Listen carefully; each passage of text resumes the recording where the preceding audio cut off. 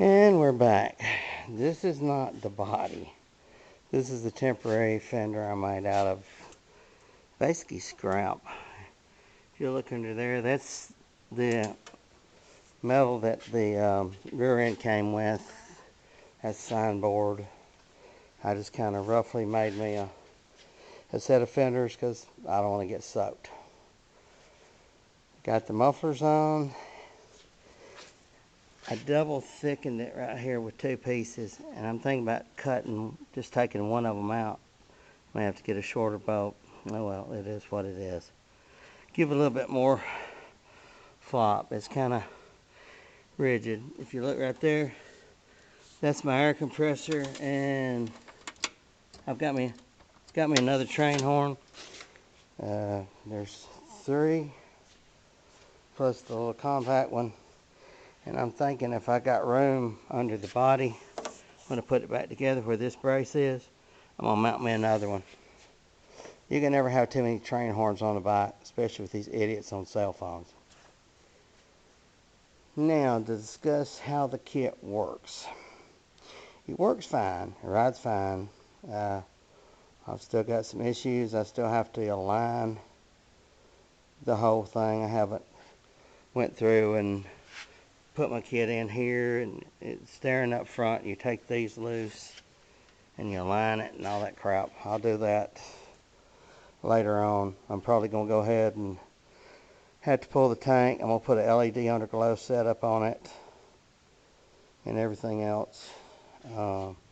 LEDs up under the fender, and then I'll put some up under the wheel well when I get the body, which is still sitting over there. I about got the paint booth together. I got the frame all in. I got the floor down on it, which is a tarpaulin, which it's just a little canopy thing, and I just throw your masting plastic over it. You can get it in like a 16-foot wide sheet. It's real thin. Just put a couple layers over it, and you got a paint booth. Put a box fan on one end, the air filter on the other, and fix you some doors. I'll probably make this out of styrofoam or something like that. But it rides good. It rides real good. I'm really pleased with the way the bike rides. I haven't got it on the highway.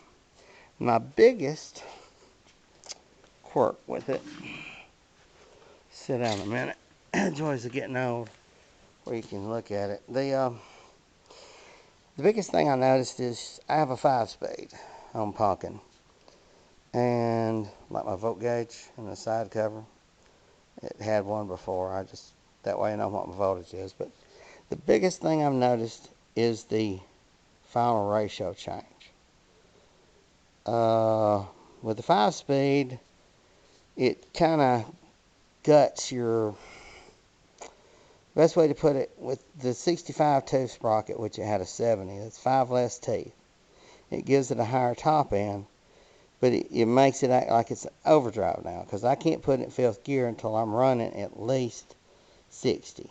I might could do it at 50 if it's flat and level, but if there's any hill, it just bleh.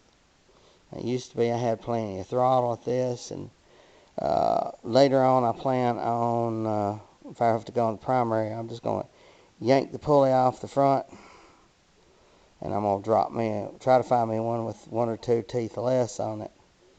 1 tooth would probably be right. 2 might be a little too much, but it's just working it. You can work the primary, you can work the final drive pulleys, or at worst, comes to worst, drop a 6-speed in it and get 1 more gear. You don't need a 6-speed overdrive, because when you drop to a 25 tooth, you're going to have your overdrive. I haven't put her out there at 100 miles an hour or so yet, but, oh, did I say that out loud? No. Never exceed the speed limit. Wink, wink. But, I got to give her a full shakedown, but I really want to get her aligned too. There's a long way to go on this, but we're here. Yeah, I just painted the fender Alice Kubota orange. That's what it is. Which, it's not too bad, I've noticed. But I just threw that together with scrap metal and some poly metal. But she does alright. I mean, it's just that I'm going to have to get used to the fact that I can't just be putt-putting at 55 in 5th gear and hit the throttle and expect her to go, because you got to drop it. You got to drop it a gear and go. Now, 6-speed, you may not have that issue because you got the gears in between.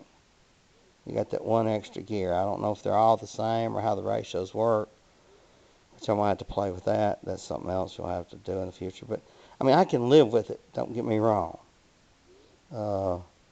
It's just, you know, you might as well get ready. You ain't going to put it in 5th gear until you run about 60 or above. And that's just part of it. But I'm still going to get the quickie push rods out, put some solid ones back in it. Get rid of those brass bolts I put over the rocker box. They look real good, but I got an oil leak and I'm tired of it leaking. So I'm going to take that crap off because I think the brass is expanding when it gets hot, and that's what's making it leak. So I'll get that done, all this other stuff. It's always something with a bike. But that's where we're at right now. So if you're doing it, don't get frustrated. Just be patient and everything. But so far, I'm happy with it. It's rides great, handles great. And these people, oh, you got to put a 3-degree, blah, blah, whatever on. At low speeds, it doesn't even have a wobble, which is kind of odd because Dad's does, but this one, no. She may be true. That may be as good as what you see is what you may get. I don't know, but I'm happy with it so far. I'm just glad I don't have to worry about holding this heavy up. Harley's a heavy bike. You think they'd have gone to aluminum frames by now, the other crowd, but oh well, who knows. Give them another 30 years and they might have an overhead cam V-twin. Ooh. Not. Anyway, you have a good day. Thanks for watching.